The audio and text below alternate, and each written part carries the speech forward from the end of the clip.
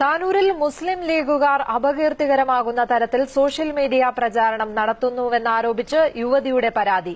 Tanur MLA AV Abdurahman, മുഖ്യമന്ത്രി പിണറായി വിജയൻ എന്നിവർ പങ്കെടുത്ത ചടങ്ങിൽ നിവേദനം നൽകുന്ന യുവതിയുടെ ചിത്രം ഉപയോഗിച്ചാണ് അശ്ലീലപരമായ അപവാദ പ്രചാരണം സോഷ്യൽ മീഡിയയിൽ നടക്കുന്നത്. താനൂരിൽ അക്രമികൾ വീട് നശിപ്പിച്ചതിനെക്കുറിച്ച് പരാതി നൽകാനാണ് യുവതി മുഖ്യമന്ത്രിയെ കണ്ടത്. താനൂരിലെ വേദിയിൽ വെച്ച് മുഖ്യമന്ത്രിക്ക് യുവതി പരാതി നൽകുന്ന ഫോട്ടോയിൽ അശ്ലീല പരാമർശങ്ങൾ എഡിറ്റ് ചെയ്ത് ചേർത്താണ് സോഷ്യൽ മീഡിയയിൽ വ്യാപകമായി പ്രചരിക്കുന്നത്. മുസ്ലിം ലീഗാണ് ഇതിന് പിന്നിലെന്ന് യുവതി ആരോപിക്കുന്നു. അവിവാഹിതയായ തന്റെ ജീവിതം പ്രതിസന്ധിയിലാക്കുന്നതാണ് ഈ ആക്ഷേപങ്ങളെന്ന് യുവതി പറയുന്നു. മുസ്ലിം ലീഗിന്റെ പ്രവർത്തകർ അത് ഈ കുറച്ച് ആളുകളാണ് ഇതിന് നേതൃത്വം കൊടുക്കുന്നത്. ഈ 10 മാസത്തോളായി ഇലക്ഷൻ പ്രചരണം കഴിഞ്ഞ സമയം മുതൽ ഇവർ ഇതാ ചെയ്തുകൊണ്ടിരിക്കുന്നത്. എന്റെ ഫ്രണ്ട്സ്, എന്റെ കൂടെ വർക്ക് ചെയ്തവര്, എന്റെ ഫാമിലി എല്ലാരും എന്നെ വിളിച്ച് ചോദിക്കുന്നുണ്ട്, ഇങ്ങനെ എന്താ ഇത്, എന്തിനാ ഇങ്ങനെ ചെയ്യുന്നത്.